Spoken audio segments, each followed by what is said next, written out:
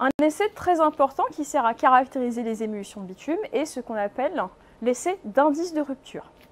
Donc, il consiste à mesurer la masse de filler nécessaire pour faire rompre l'émulsion. Ce qu'on entend par rompre, ça signifie séparer le bitume de la phase aqueuse. Pour ce faire, nous avons besoin de fillers siliceuses. Donc, ce sont des fillers qu'on appelle de référence, en l'occurrence qui s'appellent Sikaisol, donc qui proviennent d'une certaine carrière en France. Elles sont de diamètre inférieur à 63 micromètres. Nous avons besoin d'un bol et d'une fourchette ou alors d'une spatule pour pouvoir mélanger les fillers et l'émulsion au cours de l'essai. Nous avons besoin d'émulsion, bien sûr, donc nous en utilisons en l'occurrence 100 grammes au cours de l'essai. Enfin, une balance pour effectivement mesurer cet indice de rupture. Le principe est le suivant. Nous allons verser 100 g d'émulsion dans le bol.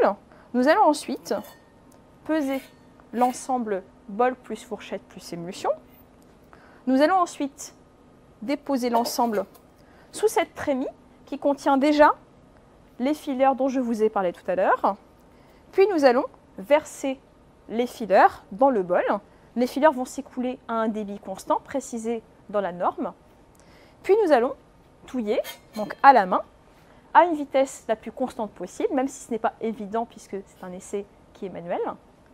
On va touiller l'ensemble, puis lorsque nous commençons à former une pâte qui se décolle de la paroi de votre bol, cela signifie que vous allez avoir la rupture de votre émulsion de bitume.